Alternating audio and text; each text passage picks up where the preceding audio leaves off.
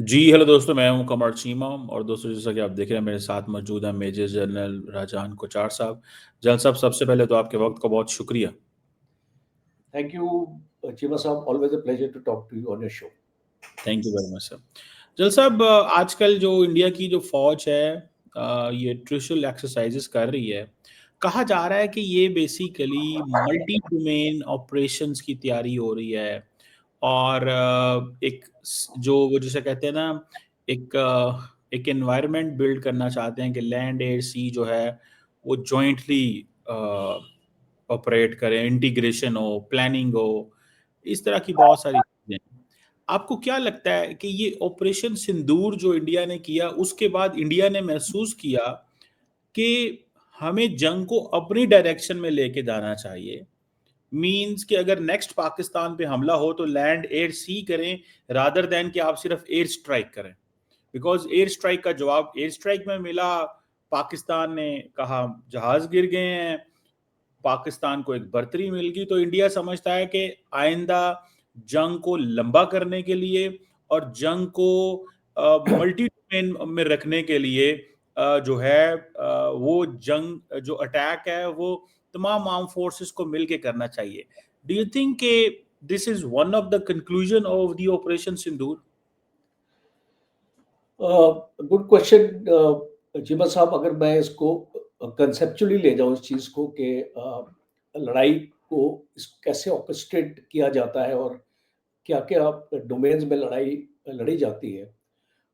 तो हमने डिफरेंट जो अभी हाल ही में जो वॉर्स हुई हैं, उसमें हमने डायमेंशंस देखे हैं कि क्या-क्या डायमेंशन लड़ाई के इस्तेमाल हुए हैं. फॉर एग्ज़ाम्पल अगर मैं आपको यूक्रेन और रशिया की वॉर जो चल रही है, उसमें नेवल से भी ब्लॉकेड का एक प्लान था शुरू में. आप जानते हैं कि ओडेसा की तरफ ब्लॉकेड इसको हुआ था, ब्लैक सी की तरफ. और फिर एयरलैंड बैटल तो आपका चल ही रहा था. इस प्रीडोमिनेंस हमने देखी कि रशिया ने शुरू में एयर पावर इस्तेमाल नहीं किया था और अपना एक मिसाइल्स को इस्तेमाल किया था ज़्यादा और ड्रोन्स को इस्तेमाल किया था. फिर हमने देखा कि यूक्रेन ने भी बहुत अच्छे तरीके से अपने ड्रोन्स को इस्तेमाल किया रशिया के अगेंस्ट और काफ़ी नुकसान उनके एयरक्राफ्ट्स को ग्राउंड पे भी एक्चुअली पहुँचाया. So dimension of war actually बदल रही है और ये इसको सिंदूर के साथ इसका रिलेशन कुछ नहीं है, मैं आपको बताऊँ. अगर आप एक लड़ाई की अगर हालत में हम जब बात करते हैं कॉम्प्रिहेंसिव मिलिट्री पावर की, तो कॉम्प्रिहेंसिव मिलिट्री पावर क्या होती है? और it is the dimension of your military strength of your army, air force and navy. और इसीलिए ये आप अपने आर्मी, एयरफोर्स और नेवी के ऊपर इतना पैसा खर्च करते हैं. तो वो आप फालतू में तो खर्च नहीं करते हैं. आप चाहते हैं कि उनकी एक उसको यूज़ किया जाए एक लड़ाई के माहौल में. अब आपका मेन क्वेश्चन है, बड़ा इंटरेस्टिंग है कि do nations want to fight long wars? Because अभी हम लोग हम जब पाकिस्तान की ये तरफ भी देखते हैं, डॉक्ट्रिन भी पाकिस्तान के साथ हम अपना बनाते हैं, उसके बारे में सोचते हैं, तो हमारा एक माइंडसेट उस टाइम का था कि शॉर्ट इंटेंस वॉर. बिकॉज़ जो ऐसा जो पास्ट एक्सपीरियंस से हमको लग रहा था और पाकिस्तान को भी लग रहा था कि 10, 12, 14 दिन के बाद वर्ल्ड प्रेशर इतना आ जाएगा दोनों कंट्रीज़ के ऊपर कि वो एक लड़ाई बंद हो जाएगी, सीज़फायर हो जाएगा, लंबी लड़ाई नहीं चलेगी.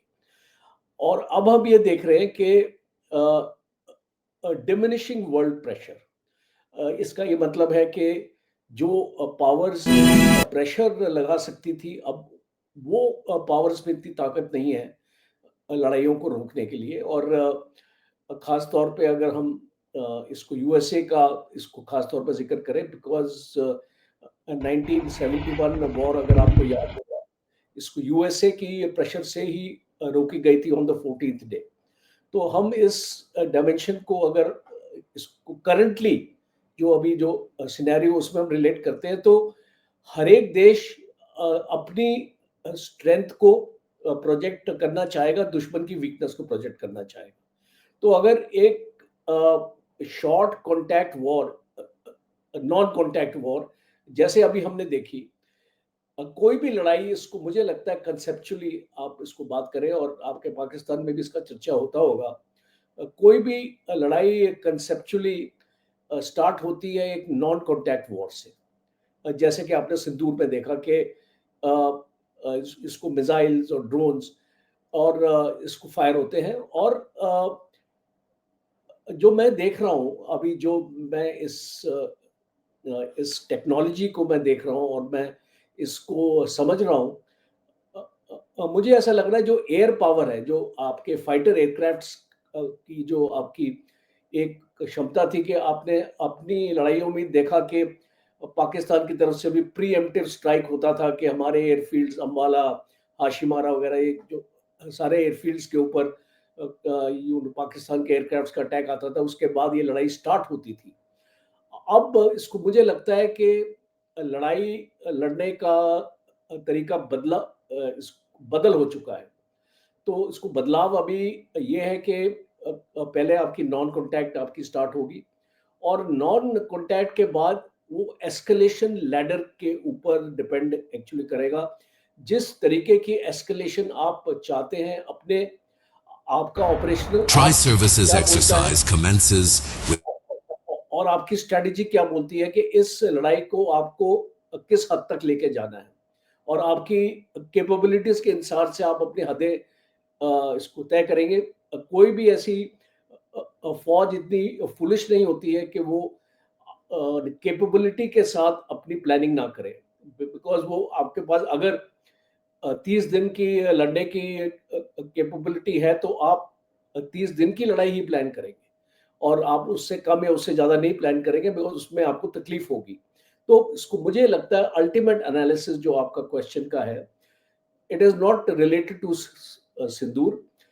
और ये जो एक्सरसाइज है, जो आपने त्रिशूल आपने देखा और जो इसको आपकी वेस्टर्न कमांड की एक्सरसाइज और आपकी सदर्न कमांड की खास तौर पे ये एक्सरसाइज थी।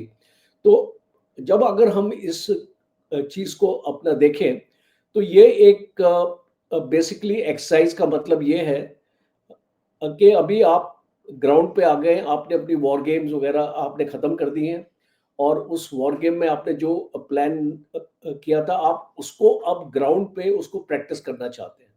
और एक वर्ड जो आपने भी मुझे एक्चुअली भेजा था, वो सिनर्जी, के हम इसको सिनर्जी की जब बात करते हैं, आर्मी, एयरफोर्स और नेवी के जॉइंट प्लानिंग, हमारे जितने भी ऑपरेशंस होते हैं वो जॉइंटली प्लान्ड होते हैं और कोई भी फौज उस तरीके से काम करती है। तो वो एक एक्सरसाइज में ही हमको जहाँ जहाँ पे इसको सिनर्जी की एक्चुअली यहाँ पे ज़रूरत है कि जहाँ पे आप चाहते हैं कि नेवी का रोल आए, जहाँ पे आप चाहते हैं कि एयरफोर्स का रोल आए, और इसको एयरफोर्स में आप जानते हैं कि 3-4 टाइप के आपके ऑपरेशन होते हैं। इंटरडिक्शन होता है, काउंटर एयर ऑपरेशन होते हैं और क्लोज एयर सपोर्ट ऑपरेशन होते हैं, जो आपके ग्राउंड ऑफेंसिव को जो आपकी मदद करते हैं। तो इस टाइप के ऑपरेशन प्लान किए जाते हैं, उसमें भी बहुत इंपॉर्टेंट है सिनर्जी लाना, बिकॉज आपको इसको समझना चाहिए कि एयरफोर्स के रिसोर्सेज जो होते हैं वो इतने ग्रेट नहीं होते हमारे देशों के, खास तौर पे पाकिस्तान, इंडिया के। We don't have the liberty to have so many air resources. तो हम उसको प्रायोरिटाइज अपना करेंगे और जिस तरीके से एयरफोर्स और आर्मी मिलके अपना डिसाइड करेगी कि क्लोज एयर सपोर्ट में हमको जो कितने एयरक्राफ्ट की जरूरत पड़ेगी और हमको इंटरडिक्शन में और काउंटर एयर ऑपरेशन में, उस तरीके से फिर हम अपनी प्लानिंग करेंगे। और आज का एक लास्ट पॉइंट, आजकल का जमाना आ गया, पहले ऐसे होता था इंटरडिक्शन के लिए एक हवाई जहाज अलग होता था और उसको बाकी ऑपरेशंस के लिए अलग होता था। अब हमारे पास मल्टी रोल हवाई जहाज आने लग गए, तो उसमें अभी कोई डिफरेंशिएशन ही नहीं, एक हवाई जहाज तीनों रोल्स आपके परफॉर्म कर पाए। लेकिन जनरल साहब इसका मतलब तो बड़ी क्लैरिटी नज़र आ रही है कि इंडिया जो है, आप बेशक उसको जैसे मर्जी लें, इंडिया जो है उसका लेसन ये है कि पाकिस्तान पे तमाम फोर्सेस मिल के हमला करें और वो जो एनर्जी है वो बिल्ड हो, और ये उसकी प्रैक्टिसेस हो रही हैं क्योंकि ऑपरेशन सिंदूर अभी जारी है। और और क्योंकि जो जो जंग है उसको सिर्फ किसी एक डोमेन में ना रखा जाए, क्योंकि एक डोमेन में अगर आपको नुकसान होता है तो नैरेटिव उसके ऊपर बन जाता है एंड यू लूज, वो एक इंप्रेशन चला जाता है कि आप जंग जो है वो लूज कर, आप जंग जो है वो हार गए हैं। तो और दूसरा जल साहब, आप क्या समझते हैं, आपने एक बात की है कि जी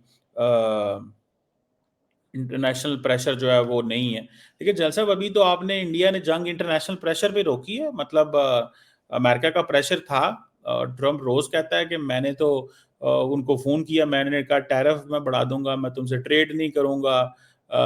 तो इंडिया तो अभी भी इंटरनेशनल प्रेशर के अंडर है, या कि आप समझते हैं कि नहीं है इंटरनेशनल प्रेशर? वो तो कह रहे हैं कि हमने रुकवाया, गो के इस बात में भी सच्चाई है कि भारत और पाकिस्तान का जब सीज फायर हुआ तो पहली ट्वीट तो ट्रंप ने की थी, उसके बाद सबने ट्वीट की। वो अलग बात है, इंडिया आज तक माना नहीं है बिकॉज मोदी साहब के ऊपर प्रेशर था। अगर मैं ये मान गया कि इनका किरदार है तो मेरी यहाँ पे जो सियासत है वो कॉम्प्रोमाइज हो जाएगी। तो डू यू थिंक ये जो सवाल है कि इंडिया के ऊपर कोई प्रेशर नहीं है और इंडिया बिल्कुल आजाद फैसले कर सकता है, मतलब इंडिया को एक एक आजादी है और इंडिया इंटरनेशनल प्रेशर के नीचे नहीं आता?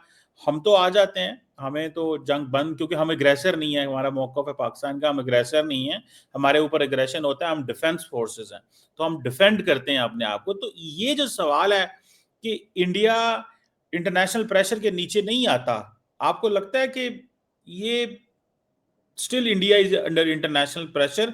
और दूसरी बात जो जनरल उपेंद्र द्विवेदी साहब ने भी की थी, आई थिंक, कि we need to fight long wars and India is preparing for long war की प्रिपरेशन कर रहा है। ये दो पॉइंट। पहला पॉइंट है, शायद आप अपनी ये आपकी जो हिस्ट्री है वो शायद आप भूल रहे हैं। आप बोल रहे हैं कि Pakistan is always defender, Pakistan is always been aggressor. और अगर आप कोई भी लड़ाई अपना देखें, आप 65 की लड़ाई देख लीजिए, 71 रन ऑफ कच्छ में जब स्टार्ट हुआ था आपका ऑपरेशन जिब्राल्टर, तो किसने शुरू किया था? और इसको 75 की लड़ाई, इस बांग्लादेश के ऊपर हमला किसने किया था? और तीसरा कि आपने कारगिल की लड़ाई का मैं आपको जिक्र करूंगा, तो वो जो एग्रेसर कौन था उस लड़ाई में? So it's all well documented. For the sake of argument, let's not get into अग्रेसर एंड डिफेंडर, बिकॉज अगर हम इसको सिंदूर में भी बोले तो जो इसको वजह से हमने जो इसको टेररिस्ट अटैक, आपको आपको याद होगा कि एक प्राइम मिनिस्टर मोदी ने मंच से एक प्लेटफॉर्म से एक स्टेटमेंट दी थी इंटरनेशनल कम्युनिटी के लिए, saying that we are going to only target the terrorist camps and not the military targets, ऐसे करके बात हुई थी। तो जब हम इस चीज की इसको बात एक्चुअली करते हैं कि it was a terror strike on Indian soil, and we retaliated to those terrorist bases of which we had the information. 21 थे और हमने ये उसमें से 9 सिलेक्ट किए। दैट इज दैट पॉइंट का जो आपका जवाब था। अब दूसरा, आप लॉन्ग एंड शॉर्ट वॉर्स के ऊपर आ जाइए। अब देखिए,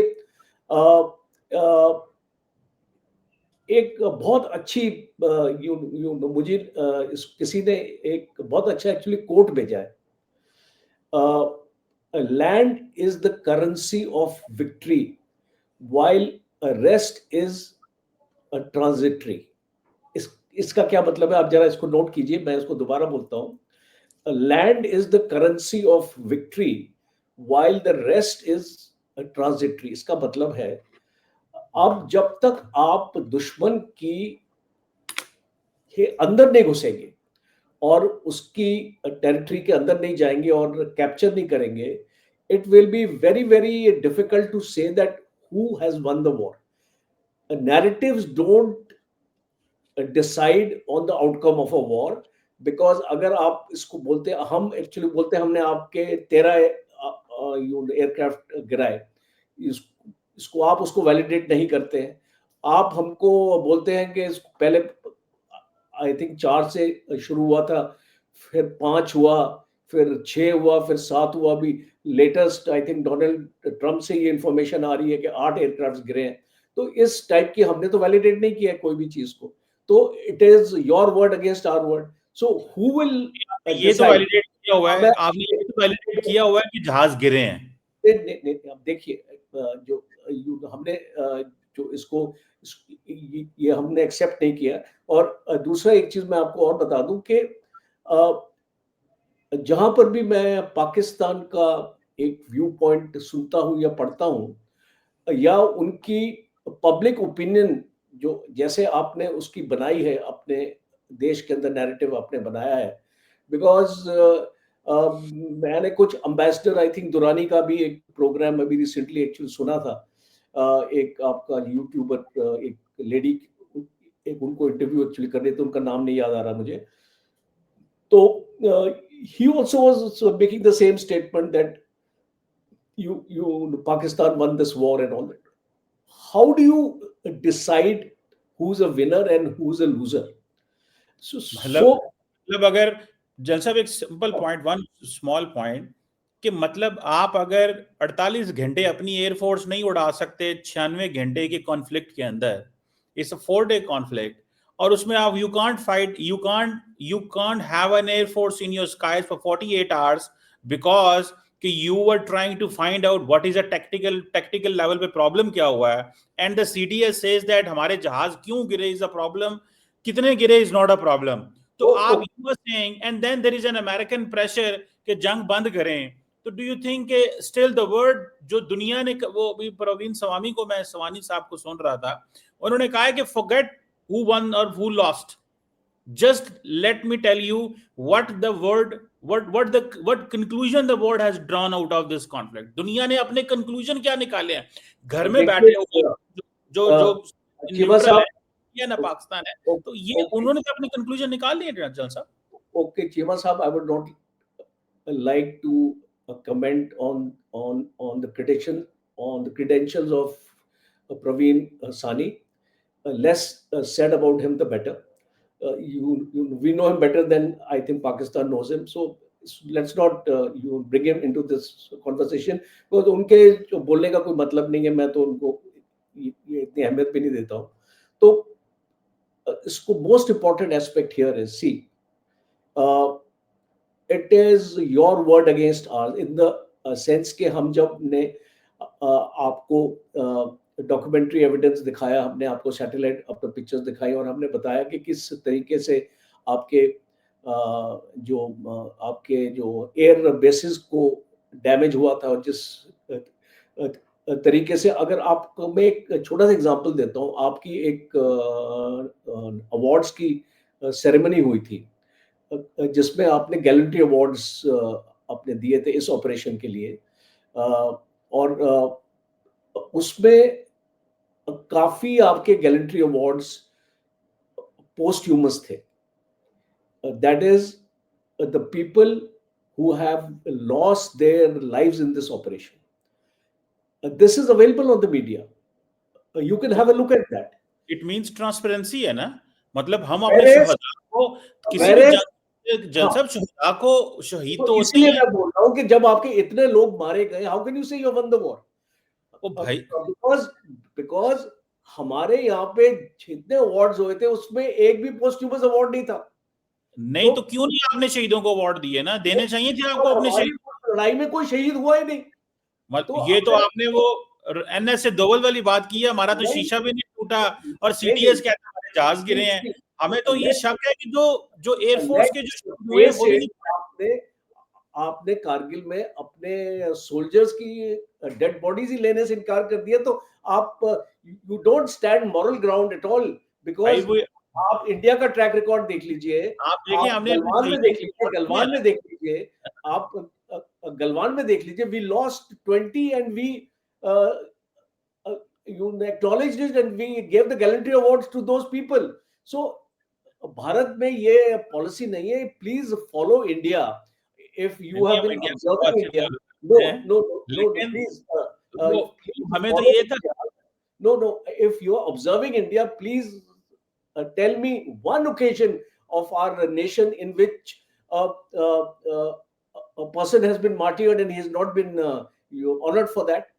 There जल has साहब, been आप ये भी नहीं मानते कि जहाज गिरे हैं, अब हम किस बात का जवाब दें आपको? आप तो ये चलो भी नहीं मानते S-400 पे स्ट्राइक हुई है। तो द क्वेश्चन इज कि हमारे पास तो सारे जो जब सबूत स्ट्राइक हैं। हुई नहीं है, जब स्ट्राइक हुई नहीं है तो हम उसको क्यों माने? हम उसको प्रेशर में क्यों माने? जबरदस्ती थोड़ी है कि आप हमसे मनवाना चाहते हैं। तो और जब हम आपको बोल रहे हैं कि हमने आपके 13 गिराए हैं, तो वो तो आप भी नहीं मानते हो। तो देखो जल साहब, बिल्कुल आप जरूर कहते, लेकिन 6 महीने बाद ना कहते, एटलीस्ट उसी दिन कहते जिस दिन जंग हो रही थी। That I will not like to comment. 6 महीने से पहले कहा था, ये कोई 6 महीने बाद नहीं होगा। I think it was said on the first जैसे वीक एक बड़ा इटसेल्फ। इंटरेस्टिंग पॉइंट है, आपने एक नहीं, सवाल, बड़ा खूबसूरत बात की आपने, इफ यू अलाउ मी। आपने कहा कि हम फैसला करेंगे कि टेरर स्ट्राइक करेंगे। हमने कौन सी जगह पे हमला करना है, ये हमने टेररिज्म पे स्ट्राइक की है या टेररिस्ट इंफ्रास्ट्रक्चर, ये आप कैसे फैसला कर सकते हैं? मतलब how come India can even think of this? मतलब सोच भी कैसे सकता है इंडिया कि हम तो जनाब वो इस जगह पे कैंप हैं जी, 30 हैं, 40 हैं, या जो भी आप लफ्ज बोल रहे थे। मतलब एक बात तो ये कि आप सोच भी कैसे सकते हैं कि आप स्ट्राइक करेंगे और पाकिस्तान का जवाब नहीं आएगा? One point. एंड सेकंड जल साहब, इंटरेस्टिंग पॉइंट आपने कहा कि जो जो मेयर है जीत का, वो ये है कि आप एनिमी की टेरिटरी जो है वो लें। इंडिया ने कोल्ड स्टार डॉक्ट्रिन इंट्रोड्यूस कराई थी बैक इन 2008 9 10 में। उस वक्त मुझे याद है, मैं तब ये बड़ा पढ़ता था उसको, मैंने बड़ा उसको हिफ्स किया हुआ था कि दे विल बी आईबीजीज होंगे and they will get into Pakistan territory 8 9 10 जगहों पे, एंड द डिफेंस फोर्सेस जो हैं वो एंटर होंगी और वो कुछ एरिया कैप्चर कर लेंगी नेक्स्ट 72 96 आवर्स, और देन इंटरनेशनल कम्युनिटी जब जंप इन करेगी तो तब तक हमारे पास टेरिटरी होगी और हम जो है वो पोजीशन में होंगे कि कहने के जी निगोशिएशन के लिए। पाकिस्तान ने उल्टा tactical nuclear weapons I think आ गए, उन्होंने कहा डोंट वरी, हम अपनी जमीन पे चला देंगे अगर आपके लोग वहां पे होंगे। मतलब मुझे थोड़ा सा अंदाजा, I am not a soldier और कोई इस तरह का वो नहीं है। तो द पॉइंट इज कि ये आज भी इंडिया समझता है कि वो टेरिटरी पाकिस्तान की ले सकता है। And secondly, do you think you can get away with this कि हम हमला करेंगे और जवाब नहीं आएगा? क्या Indian defence forces, do they advise the prime minister like this कि सर आप हमला करें और पाकिस्तान बर्दाश्त कर लेगा? तो जवाब तो आना ही होता है। तो ये फिर ये चीज क्यों है जी कि हम सिर्फ, मतलब आप अमेरिका तो नहीं है कि नाइजीरिया पे या सोमालिया पे टेरर स्ट्राइक करेंगे और अमेरिका पे जवाब नहीं आएगा। मतलब सेकंड्स की गेम है, जवाब तो सर आ जाना होता है ना। तो मतलब ये थॉट प्रोसेस ही क्यों है इंडिया के अंदर? नहीं, नहीं, आप actually there is a misconception. आपका mind is not clear as far as the military strategy is concern. कोई भी देश जो है ना, वो जब एक लड़ाई में उतरता है तो वो एक्सेप्ट करता है कि लड़ाई में बहुत सारे बैटल्स होते हैं। एक बैटल नहीं होता है, हर एक फ्रंट पे एक बैटल लड़ा जाता है, कुछ डिफरेंट इस एरिया में आपका बैटल है। क्योंकि हमारा जो आप जानते हैं डेजर्ट्स में भी है, हमारा माउंटेन्स में भी है, हमारा जंगल्स में भी है, तो हर एक टेरेन में लड़ाई होगी। और जब हम एक लड़ाई की बात करते हैं, so it's not limited to Jammu and Kashmir only. वो फिर उसमें पंजाब भी आएगा, उसमें राजस्थान भी आएगा, उसमें गुजरात भी आएगा, सारे एरियाज आएंगे। तो जब हम इस अपनी प्लानिंग इस हिसाब से एक्चुअली करते हैं कि हमारी एक फॉर्मेशंस कहाँ कहाँ पे डिप्लॉयड रहेंगी और हमारी एक ऑफेंसिव में हमारा क्या रहेगा और हमारा डिफेंसिव क्या रहेगा, तो उसमें हम एक्सपेक्ट करते हैं ऑपोजिशन होगा। I mean no army is so foolish to think that आप हमको केक वॉक दे देंगे अंदर। लड़ाई होगी, आपस में लड़ाई होगी। जो ज्यादा उस लड़ाई में बहादुर या प्लान्स जिसके अपने बेटर निकलेंगे, वो उस लड़ाई को जीतेगा। तो आप अगर हमारी दूसरी लड़ाई भी देखें 61-71, जो हम इसको मानते हैं कि कन्वेंशनल वॉर थी, कारगिल को मैं इसमें इंक्लूड नहीं करता हूं, तो उसमें दोनों साइड में लॉसेस हुए थे। तो ये बोलना कि हम पाकिस्तान पे अटैक करेंगे और हमारा कोई लॉस नहीं होगा, वो that's not a military way of planning an operation, because we expect losses on our side also. और एक मैं आपको सिंपल सी चीज बताता हूँ, वॉर गेमिंग हम करते हैं, एक एक हम उसका नाम देते हैं स्वर्ग देश और इस नर्क देश, और इसको रेड लैंड और ब्लू लैंड हम ऐसे करके नाम देते हैं। तो Pakistan is red land and हम ब्लू लैंड है, लाइक दैट हम उसको डिपिक्ट करते हैं, दो अलग चीजें। तो वॉर गेमिंग में एक कंट्रोल ऑर्गेनाइजेशन होती है जो उस वॉर गेम को कंट्रोल करती है, और उस कंट्रोल ऑर्गेनाइजेशन में हमने कई बार देखा है कि a particular operational plan has been made by a particular commander.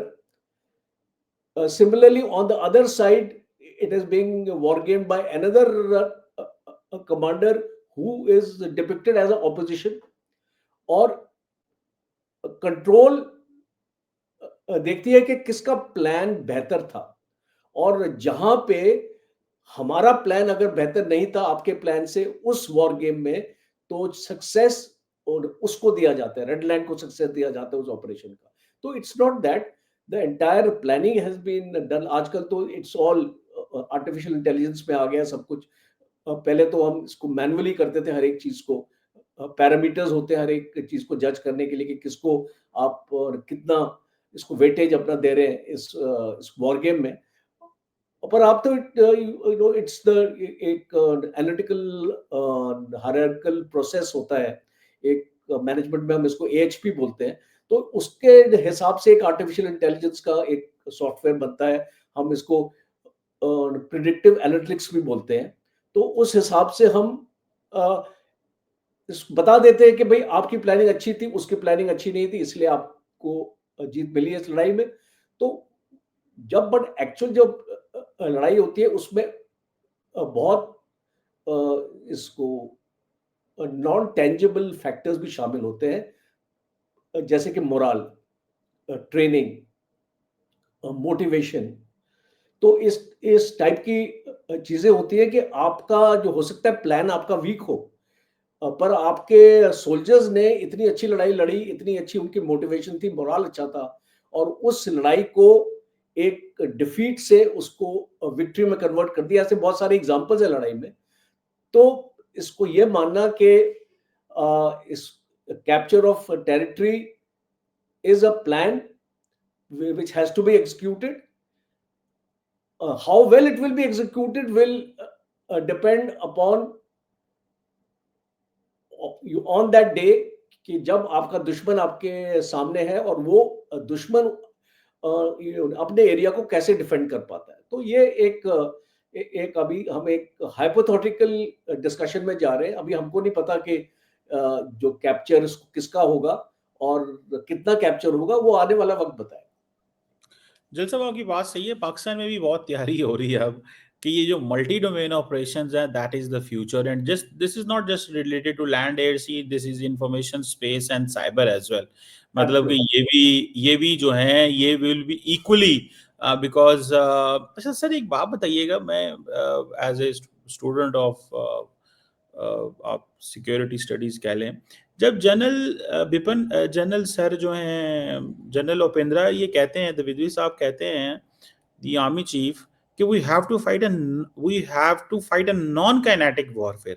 ये कौन सी वॉरफेयर है? इसमें क्या is talking about information warfare की बात कर रहे हैं कि that is where we need to excel more and we need to work more, because वो कह रहे हैं कि जी उन्होंने ये तस्वर कर लिया पाकिस्तान ने कि वो जंग जीत गए हैं, तो वो उन्होंने दुनिया को बताना शुरू कर दिया हम जीत के अपने लोगों को बताना शुरू कर दिया जीत के। मतलब this is what you call non kinetic warfare, क्या इसको कहेंगे आप? देखिए, different people have got different definitions for non kinetic. ऐसा कोई इसका एक हार्ड एंड फास्ट डेफिनेशन नहीं है, बिकॉज कुछ Americans have given a different definition, and you know some people, Russians have got a different definition. Non kinetic का बस यही मतलब होता है in which weapons are not used. This missiles are not used, and you actually use the other means of warfare. आपने जैसे बताया information हो गया, साइबर हो गया, स्पेस हो गया, आप अपने सिस्टम्स को जैम कर देते हैं, आप इसको नैरेटिव अपना बिल्डिंग अपना कर देते हैं, लोगों के या माइंड्स को इन्फ्लुएंस करने लग जाते हैं, और इसको लोगों को आप ऐसे इसको मैसेजिंग देते हैं कि हम आपसे ज़्यादा ताकतवर हैं और हमसे अगर आप लड़ोगे तो आप इसको लड़ाई को हारोगे। So it is a battle of you in the minds of the people. तो इसको क्योंकि आजकल हमने देखा है, देखिए आपने यूक्रेन और इसको रशिया में भी देखा, और आपने 1971 का ही मैं आपको एग्जांपल देता हूँ। वो जब जनरल न्याजी ने इंस्ट्रूमेंट ऑफ सरेंडर साइन किया था, अच्छा उस टाइम पे he was under the impression कि उसको इंडियन आर्मी ने घेर लिया सारी तरफ से, बट एक्चुअली वो नहीं था एक्चुअली ग्राउंड पे सिचुएशन। वो एक बीबीसी की एक रिपोर्टर था, उसने इस तरीके की न्यूज़ दे दी which spread like wild fire. So this is called a sort of a non kinetic way of winning a war and orchestrating a surrender. So ये बहुत सारी इसके एग्जांपल्स हैं, और इसका यूक्रेन की लड़ाई में भी बहुत सारे एग्जांपल्स हैं। आपका जो कुर्स्क का जो कैंपेन है, जहाँ पे Ukraine's you know had counter offensive, और इसको रशिया की इतनी हजारों किलोमीटर का इसको एरिया उन लोगों ने कैप्चर कर लिया। That was also a mind warfare kind of a thing, कि रशियंस को एक कॉम्प्लिसेंसी में डाल दिया कि यूक्रेन तो ऐसा कोई हमला एक्चुअली कर ही नहीं सकता है। तो जो जनरल द्विवेदी बताने की कोशिश कर रहे हैं, वो ये बताने की कोशिश कर रहे हैं कि we as nations, as countries in South Asia, we prepare ourselves for a kinetic war all the time. But we don't give, हम अपना फोकस नॉन काइनेटिक की तरफ नहीं देते हैं, और अब जो लड़ाइयां हैं वो आपकी नॉन काइनेटिक डोमेन में ही जीती जाएंगी। So he is trying to emphasize, वो एम्फसाइज इसको ये कर रहे हैं कि आपको जो तवज्जो अपना देना चाहिए, स्ट्रेटेजिक कम्युनिकेशन एक एरिया है जो एक मैं ये मानता हूं कि हम लोग उसमें बहुत वीक थे, और अभी हमने रियलाइज किया है, हम अब ये उसको मजबूत करने की कोशिश कर रहे हैं। तो दिस लेकिन सब in the StratCom the most important thing is media. तो जब रात को मीडिया सारा टाइम झूठ बोल रहा है, कराची पे हमला कर गए, फैसलाबाद की पोर्ट पे चले गए, मतलब the biggest tool I was reading. अगले दिन मैं एक जगह पे इसी पे एक थिंक टैंक पे बोलने गया हुआ था ऑन दिस इंडिया के ये जो कॉग्निटिव वॉरफेयर है कि ये क्या कर रहे हैं, मतलब तो मैंने देखा कि तकरीबन 396 से ज्यादा इंडिया के अंदर करंट अफेयर्स के चैनल है। ओवरऑल 900 के करीब चैनल हैं, कुछ न्यूज डाल के सारी लैंग्वेजेस में दिस दैट, कुछ 400 के करीब करंट अफेयर्स के चैनल हैं इंडिया के अंदर। मतलब but the entire Indian media if it start spreading fake news, disinformation, miss information को कर रहा है, तो डोंट यू थिंक के तो नैरेटिव तो नहीं बन पाएगा कभी भी ऐसे। मतलब ये जो चीज थी कि narrative miss information and disinformation से बना, डू यू थिंक के रिसेंट जो इंडियन मीडिया का करेक्टर है, ये इंडिया के अंदर ये महसूस किया गया है कि ये it was counter productive? I agree with you. जहाँ पे मैं आपकी इसको व्यू पॉइंट से एक्चुअली सहमत हूँ, आई एम ऑल्सो, इसको मैं भी था उस मीडिया में, and as a matter of fact 4 दिन का जो ये प्रोग्राम था, from morning 7 o'clock to night 10 o'clock, I was moving from one channel to other channel, but trying to give a realistic assessment of the war. You see, क्या होता है, at times media gets overboard, और जैसे आपने बताया कि उसको कराची में वो कर दिया, ये कर दिया, वो you see those things have to be curbed. वो बहुत जरूरी है, बिकॉज अगर आपका मीडिया आपका क्रेडिबल नहीं होगा, उसको कोई बिलीव नहीं करेगा। बिकॉज अगर आप एक फेक न्यूज ही उसको पेडल अपना करते रहेंगे, और और फिर बाद में अगर आप उसको सच्ची एक्चुअली खबर भी देंगे, तो लोगों का विश्वास उठ जाएगा आपसे कि भाई ये तो हमेशा ही झूठ बोलता है, इसकी सच्चाई भी झूठ है। तो I totally agree with you, and this is a problem in general in all media of the world today. अच्छा, मैं आपको It is more in, actually it is more in some, and less in others. But this problem of TRPs, of sensationalizing everything, is there in the media since a very long time. लेकिन जैसा साहब एक बात बताऊं, हमारे India Pakistan में जंग के दिनों के अंदर फ्रैंकली स्पीकिंग मैं नहीं समझता कि मीडिया अपनी मर्जी से खबर दे रहा था। मीडिया के पास जो चीजें आ रही थी और इतने बड़े पैमाने पे ये चीज कहना, वो that was coming from somewhere, मतलब Let the me state. no let me clarify with you, because I was privy to the uh, senior news editor से जब मैं बात करता था, हम एक प्रोग्राम से पहले डिस्कस करते थे कि इस प्रोग्राम में आप इसको कैसे इसको आगे लेके जाना है. They were not getting any information from anywhere. Let me place it on record on your channel. Nobody was feeding them any kind of an information on the basis of which this kind of sensational news was being projected in the media. I can tell you with 100% conviction. So it means कि ये उनका internal competition था, जो It उनको is एक ने कोई इस absolutely. तरह की बात कर दी, दूसरे ने इस was, तरह की बात कर दी। it was TRP based, and I think they must learn their lessons, because this is not the way of media. और लेकिन एक चीज तो है कि हमारे साउथ एशिया के अंदर इंडियन मीडिया, और ये मेरा ये क्रक्स था, आखिरी बात कर लूं, मेरा क्रक्स था कि इंडिया पाकिस्तान के मीडिया के अंदर the defining role will always be played by western media. वो जो बीच में चीज बताएगा वो इतनी क्रेडिबल होगी, उसके ऊपर इतना वो होगा।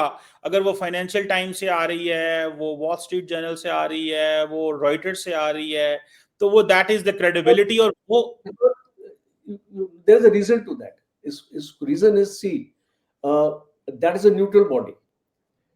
That is a body which is not a partisan.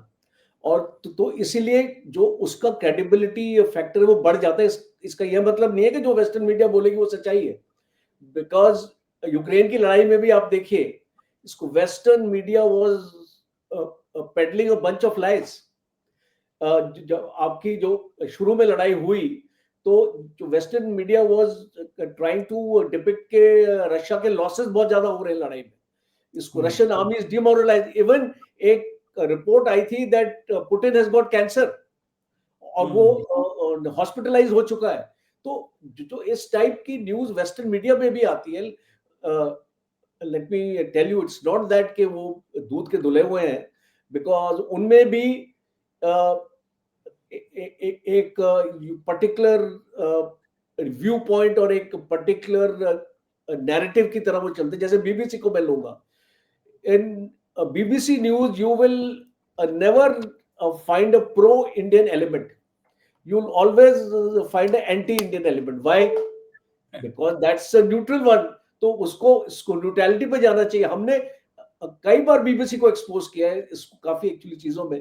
So I would not like to categorize here that India, Pakistan or West, but I would like to say that it should be responsible media. Whatever the media is there, they should not work on their own agendas. बिल्कुल सही. लोगों को अगर आप एक correct news, अगर ठीक है 19-20 हो सकता है, 16-20 हो सकता है, इतना कुछ आप जो थोड़ा उसमें पैडिंग अप कर सकते हैं, but it can not be 0 and 20. बिल्कुल.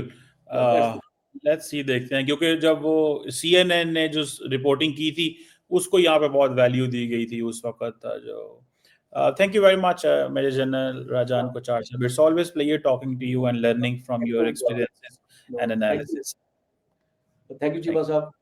Thank you good evening. जय.